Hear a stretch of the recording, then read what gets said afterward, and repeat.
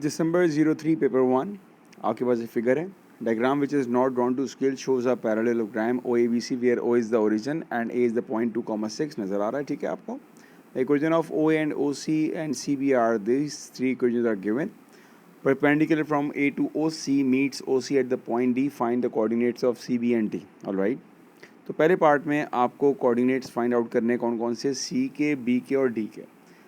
क्या क्या आपको मालूम है, क्या क्या आप निकाल सकते हैं. आपके पास इस लाइन का ग्रेडियंट है. ठीक है, आपके पास इस लाइन का ग्रेडियंट है. सी को निकालने के लिए मुझे इक्वेशंस फाइंड करनी पड़ेंगी, ओ सी वाली और बी एंड सी वाली. ठीक है, आपके पास दोनों की इक्वेशंस हैं. अगर आप ओ सी को देखें तो आपके पास इक्वेशन है वाई इक्वल्स टू 1/2x. मैं लिख देता हूँ यहाँ पर वाई इक्वल्स टू 1/2x. अगर आप सी और बी को देखें आपके पास इक्वेशन है वाई इक्वल्स टू 3x - 15. एक बात याद रखिएगा, to find out point of intersection आप क्या करोगे, आप हमेशा साइमल्टेनियस इक्वेशन सॉल्व करते हो to find out point of intersection. ये याद रखिएगा, सी पॉइंट ऑफ इंटरसेक्शन है मतलब साइमल्टेनियस सॉल्व करेंगे. दोनों तरफ मेरे पास y है तो मैं दोनों को आपस में इक्वेट कर दूंगा. तो इक्वेशन क्या आ जाएगी मेरे पास, 1/2x is equals to 3x - 15. 2 यहाँ पर मल्टीप्लाई डिवाइड हो रहा है हमारा कि मल्टीप्लाई हो जाएगा. x is equals to 6x - 30. 30 आपके पास इधर आएगा तो पॉजिटिव हो जाएगा. 6x - x 5x हो जाएगा. तो 30 इज इक्वल्स टू 5x और x का आंसर आपके पास आ जाएगा 6. ऑलराइट, तो ये c का x कोऑर्डिनेट आपके पास आ गया. अब आपको अगर c का y कोऑर्डिनेट निकालना है तो हम इसी इक्वेशन को यूज़ करते हैं, इसको हम यूज़ कर लेते हैं. ठीक है, ये क्या लिखा है, y is equals to 1/2x की जगह क्या आएगा, 6 आएगा. y is equals to 3. तो आपके पास c का आंसर आ चुका है. c का आंसर क्या आया, c का x कोऑर्डिनेट आया 6 और y कोऑर्डिनेट आया आपके पास 3. ये पहले का आंसर. अब आते हैं हम c का निकालना है, b का और d का. b पर आते हैं. b कौन सी दो लाइंस का इंटरसेक्शन है, b आपके पास एक लाइन ए बी है और एक लाइन बी और सी है. क्या आपके पास ए बी की इक्वेशन है, ए बी की इक्वेशन नहीं है बट हम निकाल सकते हैं. कैसे, देखिए अगर आप ओ सी को देखें तो इस लाइन का ग्रेडियंट क्या है, 1/2 है. मैं लिख देता हूँ यहाँ पर कि इस लाइन का ग्रेडियंट है मेरे पास 1/2. यकीनन ए बी का भी ग्रेडियंट आपके पास 1/2 होगा क्योंकि लाइंस आर पैरेलल तो ग्रेडियंट उनका सेम होता है. ठीक है, अब हम क्या कर रहे हैं, अब हम निकाल रहे हैं इक्वेशन ऑफ ए बी. मैं यहाँ हेडिंग डाल रहा हूँ equation of A B. Alright, आपको लाइन की इक्वेशन निकालने के लिए ग्रेडियंट पता होना चाहिए और वाई इंटरसेप्ट. फॉर्मूला अप्लाई कर रहे हैं, y - y1 is equals to m bracket x - x1. ये फार्मूला होता है लाइन की इक्वेशन निकालने का. ठीक है, अब x1 और y1 की जगह हम पॉइंट लेंगे a के क्योंकि हम इक्वेशन ए बी की निकाल रहे. ठीक है, तो 2 और 6 आ गया. तो y1 मेरे पास आ गया 6 और x1 आ गया मेरे पास 2. ग्रेडियंट मैं पहले ही निकाल चुका हूँ, दैट इज इक्वल्स टू 1/2. मेरे पास इक्वेशन आ जाएगी y - 6 is equals to 1/2x - 2/2 it will be 1. और मैं इसको कह सकता हूँ कि y is equals to 1/2x -6 में आ गया +6 दैट विल बी 5. ऑलराइट, ये मेरे पास इक्वेशन आ चुकी है a और b की. ठीक है जी, अब अगर मुझे b के कोऑर्डिनेट्स निकालने हैं so I need to solve simultaneously. कौन कौन सी इक्वेशन को सॉल्व करना होगा, ए बी की इक्वेशन एंड बी सी की इक्वेशन. ऑलराइट, ए बी की इक्वेशन क्या है मेरे पास, y is equals to 1/2x + 5.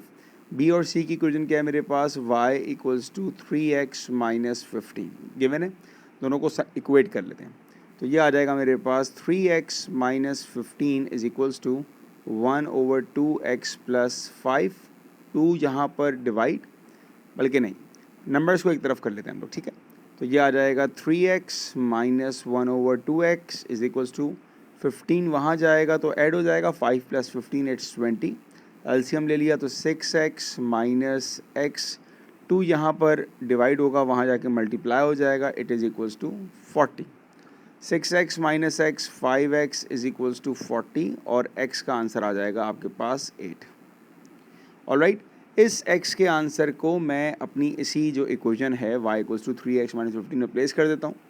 तो ये मेरी इक्वेशन क्या बन जाएगी, that will be equals to y is equals to 3 times x की जगह 8 आया -15, y इक्वल्स टू 24 - 15 और y इज इक्वल्स टू 9. तो आपके पास बी के कोऑर्डिनेट्स आ चुके हैं। बी का एक्स आपके पास 8 है और बी का वाई आपके पास 9 है। ये आपके पास बी का आंसर। अब इसके बाद हमें निकालने हैं डी के कोऑर्डिनेट्स। ऑलराइट, अब डी के कोऑर्डिनेट्स के लिए आप देखें कौन सी दो लाइंस को मीट कर रहा है डी। कौन सी दो लाइंस हैं? डी मेरे पास आ रहा है ओ सी और ए डी। ओ सी की इक्वेशन तो है मेरे पास, अब ए डी की इक्वेशन पर आते हैं। ठीक है, ए डी के लिए आपका ग्रेडियंट नेगेटिव रेसिप्रोकल हो जाएगा। तो मैं यहाँ लिख देता हूँ कि हम निकालने का इक्वेशन ऑफ ए डी निकाल रहे हैं हम लोग। ठीक है बेटा, तो जो आपका ग्रेडियंट होगा that will be equals to negative reciprocal, ये आ जाएगा -2। अगेन लाइन की इक्वेशन और पॉइंट क्या है मेरे पास, पॉइंट ए का मौजूद है, दैट इज़ 2,6। इक्वेशन आ जाएगी y minus y1 is equals to m x minus x1। Alright, simplify किया आपने, y minus 6 is equals to negative 2x minus minus plus 4, और मैं ये कह सकता हूँ कि 2x plus Y is equals to 6 plus 4 is 10। ये मेरे पास इक्वेशन ऑफ ए डी आ गई। ठीक है, अब मुझे किसको सॉल्व करना है? इक्वेशन ऑफ ए डी के साथ इक्वेशन ऑफ ओ डी या ओ सी कह सकता हूँ। तो मेरे पास सेकंड जो इक्वेशन है वो मेरे पास क्या है, y is equals to 1/2x। मैं इस y की वैल्यू को क्या करूँगा, मैं इस y की वैल्यू को यहाँ पर प्लेस कर दूँगा। ठीक है, तो अब मेरी इक्वेशन क्या हो जाएगी, 2x प्लस वाई की जगह क्या आने वाला है, y की जगह आएगा 1/2x is equals to 10। LCM लेंगे तो ये क्या आ जाएगा, 4x प्लस x 2 मारा के मल्टीप्लाई हो जाएगा 20, 5x इज इक्वल्स टू 20 और x इज इक्वल्स टू 4। ये मेरे पास d का x कोऑर्डिनेट आ गया। इस x कोऑर्डिनेट को हम सिंपली क्या करेंगे, हम सिंपली इसको इस इक्वेशन में प्लेस कर देंगे। तो y इज इक्वल्स टू 1/2 और x की जगह 2 आ जाएगा, तो y का आंसर आ जाएगा आपके पास, सॉरी 4 आएगा, तो y का आंसर आ जाएगा 2। तो आपके d के कोऑर्डिनेट्स भी आ चुके हैं। d के कोऑर्डिनेट्स क्या है आपके पास, 4,2।